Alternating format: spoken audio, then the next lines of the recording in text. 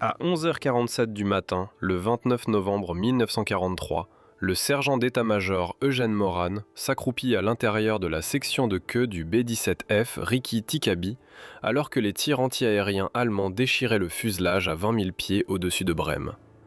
Le mitrailleur de queue de 19 ans effectuait sa 5e mission avec le groupe de bombardement 96 de la 8e armée de l'air. 8 de ses 9 camarades d'équipage étaient déjà morts. La mission avait commencé 4 heures plus tôt à la base aérienne de Snetterton Heath, en Angleterre. 346 forteresses volantes B-17 ont décollé ce matin-là, en direction des objectifs industriels de Brême. Les batteries anti-aériens de Brême avaient détruit 64 bombardiers le mois précédent. L'escadron de Moran avait perdu 11 mitrailleurs de queue depuis septembre. La formation a traversé la côte allemande à 23 000 pieds. Moran scrutait le ciel à travers ses 2 mitrailleuses Browning de 50 calibres. La position de queue offrait la vue la plus large, mais signifiait aussi être seul. Personne ne pouvait le rejoindre à travers l'étroit passage de rampement. Si quelque chose tournait mal, il y ferait face seul. Les chasseurs allemands ont d'abord frappé la formation. Les Messerschmitt Bf 109 de Schmidt ont attaqué par le haut, tirant des canons de 20 mm. Moran a suivi le chasseur qui se rapprochait de 6 heures et a appuyé sur ses gâchettes. Les canons ont martelé. Les douilles de laiton usées cliquetaient autour de ses bottes. Le Messerschmitt s'est incliné, traînant de la fumée. Puis les tirs antiaériens ont commencé. Des éclats noirs ont explosé à travers la formation. Chaque éclatement envoyait des fragments de shrapnel voyageant à 3000 pieds par seconde. Moran a senti les impacts secouer l'avion.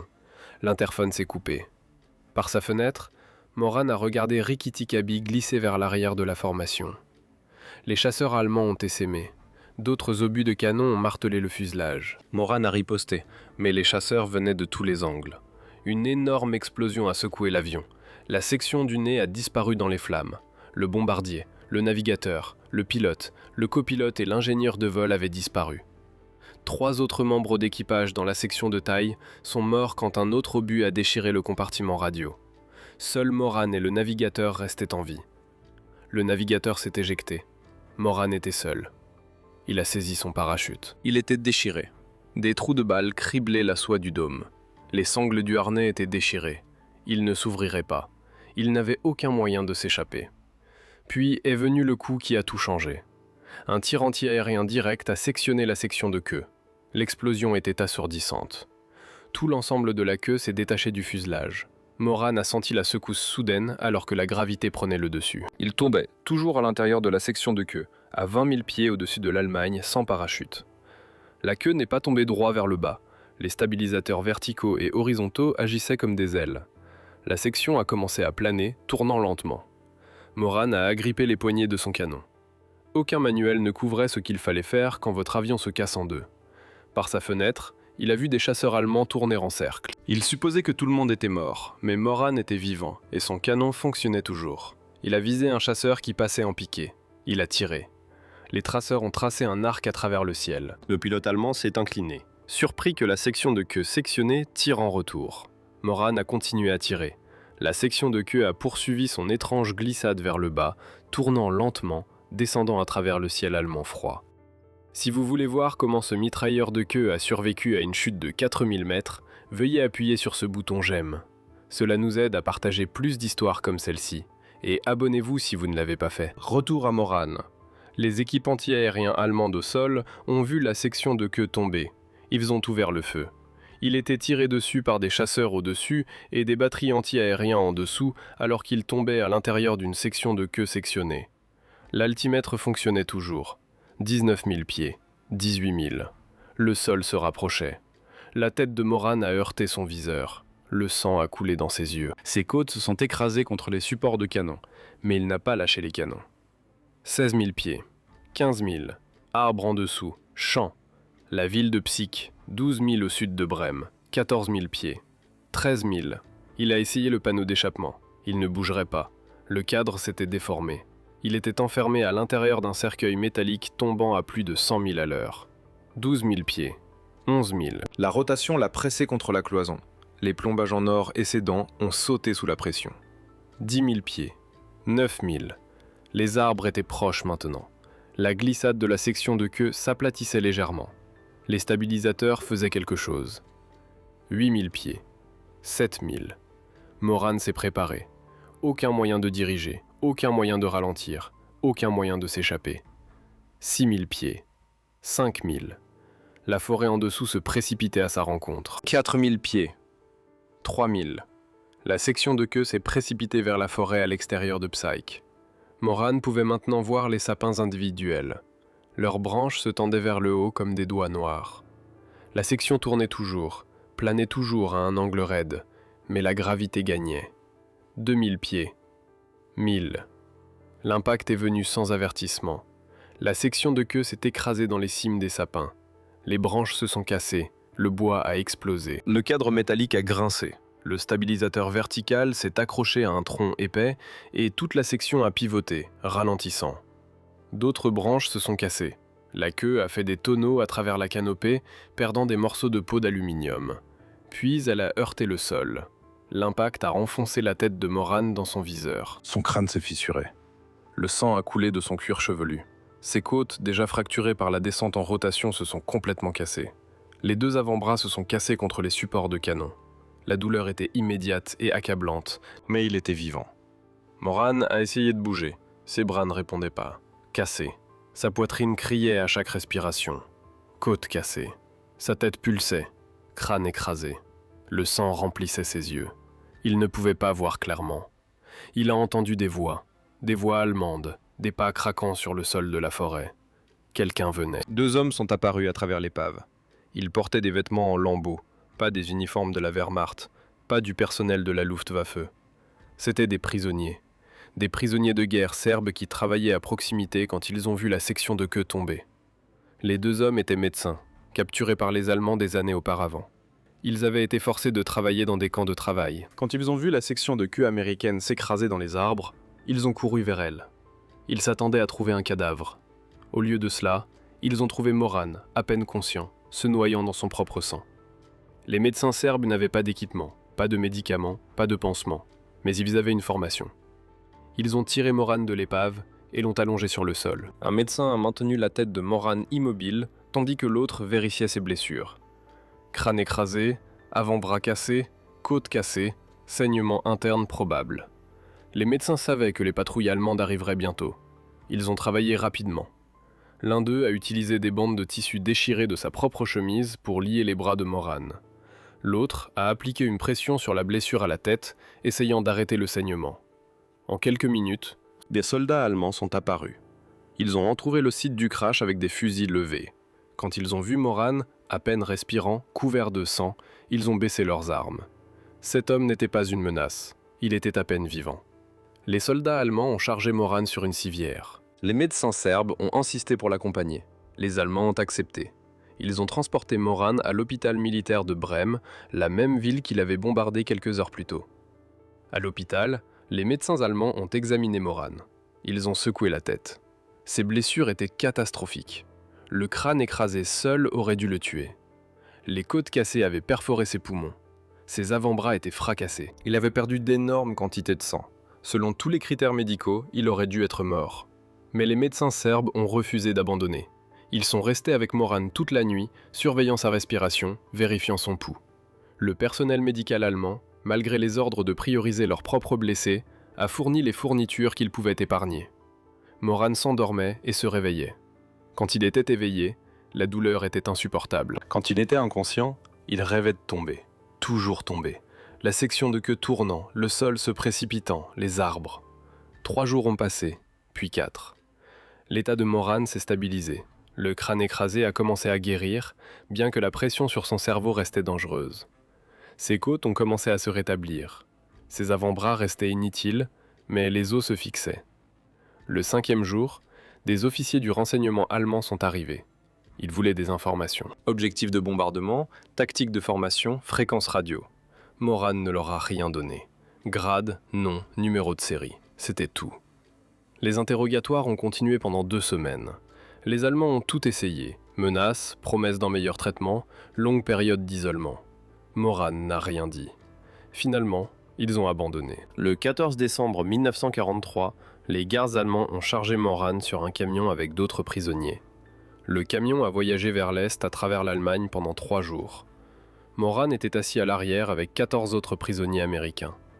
Ses bras étaient toujours dans des attelles improvisées. Sa blessure à la tête s'était croûtée, mais l'infection s'installait. Chaque chaos de la route envoyait de la douleur à travers ses côtes cassées. Ils sont arrivés au Stalag Luft 3 le 17 décembre.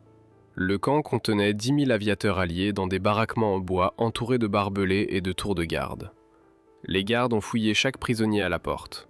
Ils ont pris les plaques d'identité de Moran, son alliance et les quelques effets personnels qu'il avait encore. Les baraquements étaient glaciales. Chaque pièce contenait 32 hommes dans des lits superposés en bois. Un seul poêle à charbon fournissait la chaleur, mais les rations de charbon étaient minimes. 2 couvertures par prisonnier. Les températures ont chuté à 10 degrés au-dessous de zéro cet hiver. La nourriture arrivait 2 fois par jour. La ration du matin était une tranche de pain noir et un café fait à partir d'orge brûlées. La ration du soir était une soupe mince avec occasionnellement des pelures de pommes de terre. La Croix-Rouge envoyait des colis alimentaires, mais les gardes allemands en confisquaient la plupart. Les prisonniers recevaient un colis par mois au lieu d'un par semaine. Les bras de Moran ont commencé à guérir incorrectement. Sans fixation médicale appropriée, les os se sont soudés à des angles incorrects. Il pouvait bouger ses doigts, mais ses avant-bras restaient tordus. Les tâches simples sont devenues impossibles. Boutonner une chemise, lasser les bottes, tenir une cuillère. D'autres prisonniers l'ont aidé. Le camp avait une radio secrète. Les prisonniers l'ont assemblée à partir de pièces de contrebande sur 18 mois. Ils l'ont cachée à l'intérieur d'un faux mur dans la baraque 14. Chaque nuit, les prisonniers sélectionnés écoutaient les émissions de la BBC et transcrivaient les nouvelles. L'information s'est propagée dans le camp le matin. En janvier 1944, la radio a rapporté que les raids de bombardement alliés s'intensifiaient sur l'Allemagne. En février, ils ont appris le bombardement de Monte Cassino. En mars, des nouvelles sont venues d'attaques aériennes accrues sur Berlin. Chaque rapport signifiait plus de bombardiers américains au-dessus, plus d'équipages abattus, plus de prisonniers arrivant au Stalag Luft 3. Le 24 mars 1944, le camp a éclaté en chaos. 76 prisonniers se sont échappés par un tunnel appelé Harry. Ils avaient creusé pendant plus d'1 an, allant 30 pieds sous terre pour passer sous le fil. Le tunnel s'étendait sur 336 pieds, de la baraque 104 à la forêt au-delà de la clôture. L'évasion a duré 1 nuit. Les gardes allemands ont découvert le tunnel à l'aube. Ils ont mobilisé 70 000 troupes, policiers et jeunesse hitlérienne pour rechercher les évadés. En 2 semaines, ils ont repris 73 prisonniers. La Gestapo en a exécuté 50. Ils les ont fusillés individuellement à différents endroits sur les ordres directs de Hitler. Les 23 prisonniers restants sont retournés au Stalag Luft 3. Les gardes allemands ont affiché leurs noms sur le tableau d'affichage. Le camp est tombé dans le silence quand les prisonniers ont lu la liste des morts. La sécurité s'est resserrée immédiatement. Les gardes ont augmenté les appels nominaux de 2 fois par jour à 5 fois. Ils ont interdit tous les mouvements des prisonniers après la tombée de la nuit. Ils ont fouillé chaque baraque chaque semaine. Ils ont confisqué les outils, le fil, tout ce qui pouvait être utilisé pour creuser. Moran a regardé tout cela de son lit. Ses bras reprenaient lentement fonction, mais il ne pouvait pas travailler efficacement. D'autres prisonniers l'ont inclus dans leurs activités de toute façon. Ils ont partagé la nourriture, ils l'ont aidé à s'habiller, ils lui ont raconté des histoires sur la maison. Les mois ont passé, l'été est venu, la guerre a continué. La radio secrète a rapporté le jour J, le 6 juin. Les forces alliées débarquant en Normandie. Les prisonniers ont célébré tranquillement. Les gardes ont augmenté leur vigilance. À l'automne 1944, le front de l'Est s'effondrait. Les forces soviétiques se sont dirigées vers l'Allemagne. La radio secrète l'a confirmé chaque nuit. Les chars russes étaient à 300 mètres de distance, puis à 200, puis à 100. Le 27 janvier 1945, les gardes allemands ont ordonné à tous les prisonniers d'évacuer.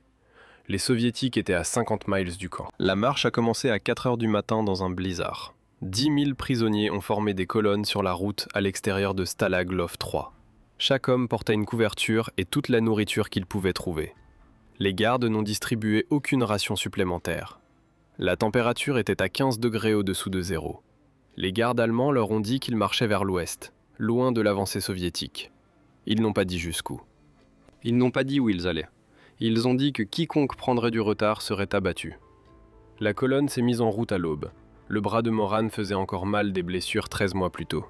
Ses côtes avaient guéri, mais l'air froid rendait la respiration douloureuse. Il a enroulé sa couverture autour de ses épaules et a commencé à marcher. Le premier homme est mort le 2e jour. Un bombardier américain de l'Ohio s'est effondré dans la neige. Les gardes ont traîné son corps au bord de la route et ont continué à faire avancer la colonne. Au 3e jour, 4 autres prisonniers étaient morts. À la fin de la première semaine, 23 corps gisaient dans la neige le long de la route. Les prisonniers ont marché 12 heures chaque jour. Les gardes ont accordé des pauses de 10 minutes toutes les 2 heures. La nuit, ils entassaient les prisonniers dans des granges ou des églises. Parfois, ils dormaient dans des champs ouverts. La neige continuait à tomber. Les températures ont chuté à 20 degrés au-dessous de zéro. La nourriture était la seule pensée. Les gardes ne fournissaient aucune ration. Les prisonniers mangeaient de la neige pour l'eau. Certains ont trouvé des pommes de terre gelées dans les champs. D'autres ont arraché l'écorce des arbres. Quelques-uns ont échangé des effets personnels à des civils allemands contre du pain. La plupart ont faim. Les pieds de Moran se sont couverts d'ampoules après la première semaine. Les ampoules ont éclaté et se sont infectées. Il pouvait sentir du liquide qui s'écoulait dans ses bottes à chaque pas. D'autres prisonniers ont souffert davantage. Les gelures ont noirci les orteils et les doigts. Les hommes ont perdu des parties de leurs pieds, mais ont continué à marcher, car s'arrêter signifiait la mort. La marche a continué en février. La colonne a couvert 20 miles certains jours, 10 miles. Les mauvais jours, quand les blizzards réduisaient la visibilité à néant, ils parcouraient 5 miles. Les gardes les poussaient en avant, quelles que soient les conditions. À la mi-février, la colonne avait couvert 200 miles. Ils ont traversé des villes allemandes abandonnées. Les civils regardaient par les fenêtres, mais n'offraient aucune aide. La guerre se terminait. Tout le monde le savait. L'Allemagne s'effondrait, mais la marche continuait. Certains prisonniers ont tenté de s'échapper. La plupart ont échoué. Les gardes allemands ont tiré sur 3 hommes qui couraient vers les bois près de Schruesburg. Ils ont laissé les corps où ils sont tombés comme avertissement. La colonne a continué à avancer. D'autres prisonniers ont simplement abandonné. Ils se sont assis dans la neige et ont refusé de marcher. Les gardes les ont abattus. 73 prisonniers sont morts au cours du premier mois de la marche. Les survivants ont arrêté de compter après cela. Moran a continué à marcher. Ses pieds infectés criaient à chaque pas. Ses bras lui faisaient constamment mal. Ses côtes pulsaient dans le froid. Mais il a continué à avancer, un pied devant l'autre, heure après heure, jour après jour. La colonne a traversé l'Allemagne centrale. L'artillerie soviétique grondait au loin derrière eux. Les bombardiers américains volaient au-dessus, se dirigeant vers l'est. Les gardes sont devenus nerveux. Ils savaient que la guerre était perdue, mais ils ont suivi leurs ordres. Gardez les prisonniers en mouvement, ne les laissez pas tomber aux mains de l'ennemi. Le 15 mars 1945, après 47 jours de marche, la colonne a atteint la ville de Bitterfeld. Les gardes ont entassé les prisonniers dans un vieux bâtiment d'usine. Ils ont dit que c'était temporaire. Ils ont dit que le transport arriverait bientôt. Les prisonniers se sont effondrés sur le sol de l'usine. La plupart ne pouvaient pas se tenir debout. Les pieds de Moran avaient tellement gonflé que ses bottes ne pouvaient pas se retirer. 3 semaines ont passé à l'usine de Bitterfeld. Les gardes n'ont apporté aucune nourriture. Les prisonniers ont survécu sur les restes qu'ils ont trouvés dans le bâtiment. Les rats sont devenus des cibles. Les hommes les attrapaient et les rôtissaient sur de petits feux. D'autres mangeaient de l'herbe et des mauvaises herbes qui poussaient à travers les fissures du sol en béton. Le poids de Moran est tombé en dessous de 100 livres. Il pesait 165 livres quand son B-17 a été abattu 16 mois plus tôt. Ses côtes se voyaient à travers sa peau. Son visage était squelettique. Ses pieds infectés suintaient constamment. D'autres prisonniers étaient pires. La dysenterie s'est propagée dans l'usine. Les hommes trop faibles pour se tenir debout se souillaient là où ils gisaient. La puanteur était écrasante. Les gardes allemands restaient dehors. Ils n'ont apporté aucun médicament, aucun pansement, rien. Le 8 avril, les prisonniers ont entendu l'artillerie. De l'artillerie proche. De l'artillerie américaine. Le son venait de l'ouest, devenant plus fort chaque jour. Les gardes sont devenus agités. Ils ont tenu des conversations précipitées. Certains ont disparu pendant la nuit. Au 10 avril, des tirs d'armes légères résonnaient dans Bitterfeld. L'infanterie américaine était entrée dans la ville. Les gardes allemands ont abandonné l'usine. Ils ont laissé les portes déverrouillées et ont simplement marché. Les prisonniers étaient trop faibles pour célébrer. La plupart ne pouvaient pas se tenir debout. Ils gisaient sur le sol de l'usine en écoutant la bataille dehors. Tirs de mitrailleuses, canons de chars, le craquement distinctif des fusils M1 Garand. Le 11 avril 1945, à 14 h, les soldats américains de la 104e division d'infanterie ont enfoncé les portes de l'usine. Ils se sont arrêtés en voyant ce qui était à l'intérieur. des centaines d'hommes squelettiques gisant dans leurs propres ordures. L'odeur a frappé les soldats immédiatement. Plusieurs sont sortis pour vomir. Un infirmier est entré en premier.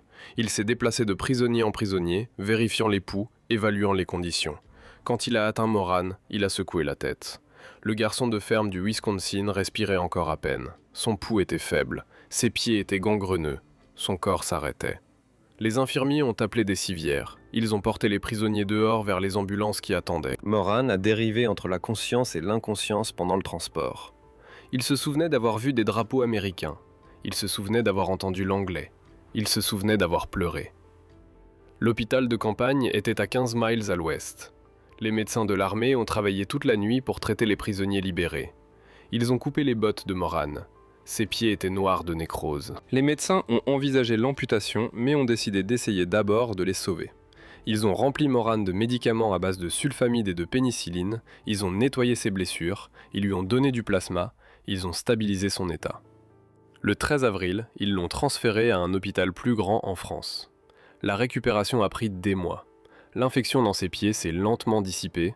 Son poids est remonté à 120 livres en juin. Ses bras ont retrouvé la plupart de leurs fonctions, bien qu'ils restent légèrement tordus à cause d'une guérison incorrecte. Le 3 juillet 1945, les médecins ont autorisé Moran pour le transport vers les États-Unis. Il a embarqué sur un navire-hôpital à La Haye. La traversée a pris 8 jours. Le 11 juillet, le navire s'est amarré dans le port de New York.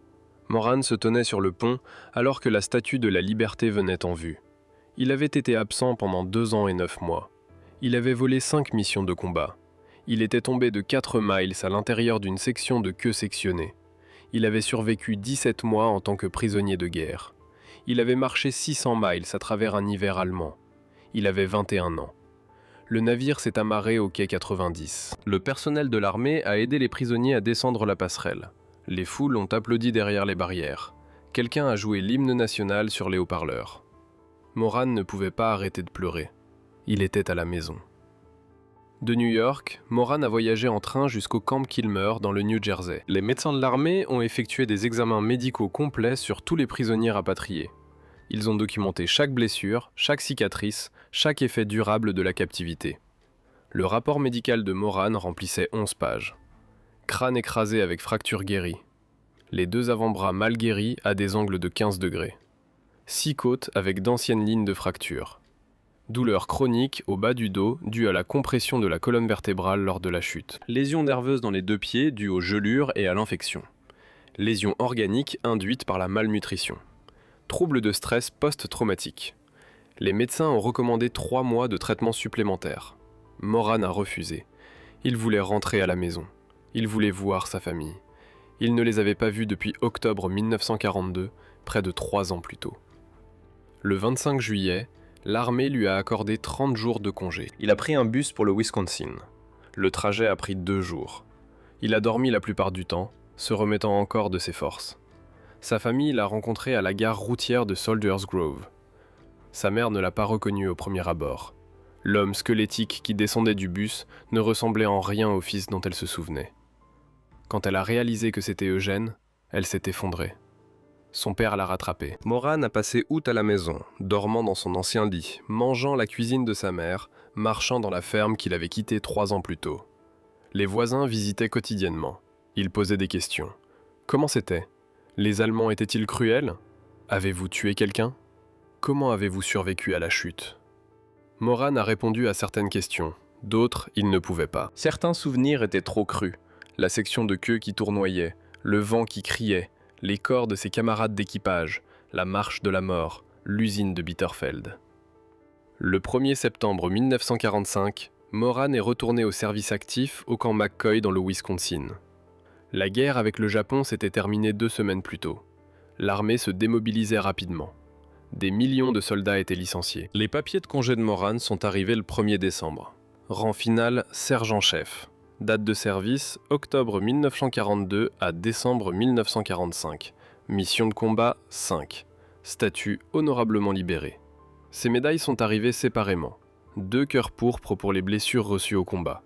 La médaille aérienne, avec grappe de feuilles d'or pour l'exploit aérien. La médaille du théâtre européen pour le service dans la campagne européenne. La médaille de bonne conduite. La médaille de prisonnier de guerre.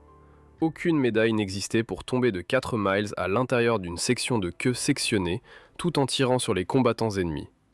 Moran est retourné à Soldiers Grove en tant que civil. Il avait 22 ans, sans éducation universitaire et sans perspective d'emploi. La ferme avait besoin d'aide, alors il y a travaillé en plantant, en récoltant, en s'occupant du bétail. Le même travail qu'il avait fait avant la guerre. Mais tout semblait différent. Le poids des outils dans ses bras tordus, la douleur dans ses pieds après de longues journées debout, les cauchemars qui le réveillaient chaque nuit, le son des moteurs d'avion qui le faisaient geler. En 1947, il a rencontré une femme nommée Hélène à une réception paroissiale. Ils se sont mariés 6 mois plus tard. Au cours de la décennie suivante, ils ont eu 9 enfants. Moran a travaillé dans des emplois de construction pour soutenir sa famille. Il ne s'est jamais plaint de ses blessures. Il n'a jamais parlé de la guerre, à moins d'être directement interrogé. Pendant des décennies, son histoire est restée largement inconnue. Ses camarades d'équipage étaient morts. Le navigateur qui avait sauté était allé en Californie et avait perdu le contact. Les médecins serbes qui l'avaient sauvé avaient disparu dans les chaos d'après-guerre. Les dossiers allemands de l'incident étaient dispersés ou détruits. En 2007, un journal local du Wisconsin a publié un court article sur Moran. Le titre disait « L'article a attiré l'attention de John Armster, un historien militaire de l'Iowa. Armster avait été en train de rechercher les pertes de bombardiers de la force aérienne du théâtre européen au-dessus de l'Allemagne. Quand il a lu la survie de Moran, il s'est rendu au Wisconsin pour l'interviewer. Moran avait 83 ans. Il vivait toujours à Soldiers Grove. Sa femme Hélène était décédée 3 ans plus tôt. Ses 9 enfants le visitaient régulièrement. Ses mains portaient toujours les ongles tordus de ses avant-bras cassés 64 ans plus tôt. Armster a passé 3 jours à interviewer Moran. Il a tout enregistré. Le briefing de la mission le 29 novembre, les attaques de chasseurs, les tirs de flak, le moment où la section de queue s'est séparée, la chute, les médecins serbes, Stalaglov 3, la marche de la mort, tout. Moran a parlé lentement, soigneusement, se souvenant de détails qu'il n'avait pas discutés depuis des décennies. Il a montré à Armster ses papiers de congé, ses médailles, des photographies de la guerre, une lettre du navigateur qui avait sauté, envoyée en 1946 et jamais répondu. Armster a commencé à rechercher l'incident. Il a contacté l'American Air Museum en Grande-Bretagne. Ils avaient des dossiers sur Ricky Tikitavi, numéro de série 4230-1359, assigné au 339 escadron de bombardement, disparu au combat le 29 novembre 1943. Équipage 10, tué au combat 8, prisonnier de guerre 2. Il a trouvé le rapport d'équipage aérien manquant numéro 1392. Il énumérait les noms de l'équipage, les détails de la mission, l'endroit où le bombardier a été vu pour la dernière fois près de Brême. Cause, aéronef ennemi. Armster a voyagé en Allemagne. Il a localisé la ville de Psych, 12 000 au sud de Brême. Il a interrogé des Allemands âgés qui se souvenaient de novembre 1943. Plusieurs se souvenaient d'avoir vu une section de queue tomber du ciel. Un homme, alors âgé de 6 ans, avait regardé depuis un abri anti-bombe alors qu'elle s'écrasait dans la forêt. Le chercheur allemand Ulf Kack avait indépendamment documenté l'accident. Il avait trouvé le site d'impact dans les bois. Des morceaux de peau d'aluminium gisaient encore enfouis dans le sol 70 ans plus tard. Il avait interrogé des témoins. Il avait cartographié le champ de débris. Armbruster et CAC ont combiné leurs recherches. En 2018, ils ont organisé une commémoration à Psych. Ils ont invité la famille de Moran. 6 de ses 9 enfants ont fait le voyage en Allemagne. La ville de Psych a érigé une plaque commémorative sur le site du crash. Elle énumérait les noms de tous les 10 membres d'équipage. La cérémonie de dédicace a eu lieu le 29 novembre 2018, exactement 75 ans après le crash. Les enfants de Moran se tenaient dans la forêt où leur père avait atterri. Ils ont vu les arbres, la clairière, l'endroit où la section de queue s'était finalement arrêtée. Des citoyens allemands qui avaient été témoins du crash se tenaient à côté d'eux. Ils ont partagé leurs souvenirs. Ils ont exprimé leur gratitude que Moran ait survécu. Les enfants ont rencontré des chercheurs allemands qui avaient préservé l'histoire. Ils ont rencontré le petit-fils de l'un des médecins serbes qui avait sauvé la vie de Moran. Ils ont visité l'hôpital de Brême où les médecins allemands l'avaient traité. Ils se tenaient sur la route par laquelle la marche de la mort était passée. Moran n'était pas là. Il était décédé 4 ans plus tôt, le 23 mars 2014. Il avait 90 ans. Il avait vécu 69 ans après être tombé de 4 miles à l'intérieur d'une section de queue de B7 détachée. Mais son histoire a survécu. En 2022, John Armster a publié son livre sur Moran. Il l'a intitulé « Tailspin ». Le livre documentait tout. La mission, la chute, la survie, la captivité, la marche de la mort, la longue vie qui a suivi. Le livre incluait des photographies qu'Armster avait collectées. Moran en tant que jeune aviateur en 1943. L'équipage de Rikki-Tikki-Tavi se tenant à côté de leur bombardier. Le site d'impact dans la forêt allemande. La plaque commémorative à Psych. Moran dans ses années 80, assis dans sa maison du Wisconsin, tenant ses cœurs pourpres. Armbruster a interrogé des experts en aviation pour comprendre comment Moran avait survécu. Les ingénieurs aéronautiques ont analysé la structure de la section de queue. Le stabilisateur vertical mesurait 13 pieds de haut. Les stabilisateurs horizontaux s'étendaient sur 43 pieds. Ensemble, ils créaient une surface suffisante pour générer de la portance. La distribution du poids de la queue était critique. Les canons, les munitions et Moran lui-même étaient positionnés à l'avant. Cela créait un point d'équilibre naturel. Les stabilisateurs agissaient comme des ailes. La section n'a pas chuté droit vers le bas, elle a plané, tournant lentement, descendant à environ 70 miles par heure au lieu de la vitesse terminale. Les arbres ont fourni l'élément final. La forêt de pins à l'extérieur de Psych avait des arbres de plus de 80 pieds de haut. La section de queue a heurté les branches au sommet de la canopée. Chaque branche cassée absorbait l'énergie. Le stabilisateur vertical s'est accroché à un tronc épais. L'impact a ralenti la descente de 70 miles par heure à peut-être 30. Suffisant pour tuer la plupart des gens. Mais la combinaison de facteurs a donné à Moran une chance. Seulement 2 autres cas documentés existent d'aviateurs ayant survécu à des chutes similaires. Le mitrailleur de queue britannique Nicholas Alkemad est tombé de 18 000 pieds sans parachute en mars 1944 et a survécu. Le mitrailleur de tourelle ventrale américain Alan McGee est tombé de 22 000 pieds et a traversé le toit d'une gare en janvier 1943 et a survécu. Les 3 hommes avaient certains facteurs en commun. Ils sont restés avec l'épave qui créait une traînée. Ils ont heurté des objets qui ont ralenti leur chute. Des arbres pour Alkemade et Moran, un toit en verre pour McGee. Ils étaient jeunes et en bonne forme physique, et ils avaient une chance extraordinaire. Moran ne s'est jamais considéré comme chanceux. Il a perdu 8 camarades d'équipage le 29 novembre 1943. Il a passé 17 mois comme prisonnier de guerre. Il a enduré une marche de la mort de 600 miles à travers un hiver allemand. Il a porté des cicatrices physiques et psychologiques pour le reste de sa vie. Mais il a vécu. Il est rentré à la maison. Il s'est marié. Il a élevé 9 enfants. Il a travaillé. Il s'est construit une vie. Il a vécu jusqu'à 90 ans. Le 18 octobre 2008, la ville de Saunders Grove a dédié une rue en son honneur. Ils l'ont nommé Moran Way. Eugene a assisté à la cérémonie avec sa famille. Il avait 84 ans. Il se tenait à côté du nouveau panneau de rue, souriant, entouré de ses enfants et petits-enfants. Quelqu'un lui a demandé comment il se sentait d'avoir une rue nommée en son honneur. Il a dit que c'était étrange. Il n'avait fait que ce qu'il devait faire, survivre, rentrer à la maison, vivre sa vie. C'était Eugene Paul Moran, un garçon de ferme du Wisconsin qui est tombé de 4 miles et a refusé de mourir. Si cette histoire vous a touché, veuillez appuyer sur ce bouton j'aime. Cela nous aide vraiment à continuer à partager ces histoires oubliées avec plus de personnes qui ont besoin de les entendre. Et si vous ne vous êtes pas abonné, veuillez le faire. Nous découvrons d'autres incroyables histoires de survie de la Seconde Guerre mondiale qui méritent d'être mémorisées. Appuyez sur la cloche de notification pour ne pas les manquer. Dites-nous dans les commentaires d'où vous regardez. Et quelqu'un dans votre famille a-t-il une histoire de la Seconde Guerre mondiale qui n'a jamais été racontée? Nous aimerions l'entendre. Merci de regarder. Et merci Eugene Moran de nous avoir montré ce que l'esprit humain peut endurer. Nous n'oublierons pas.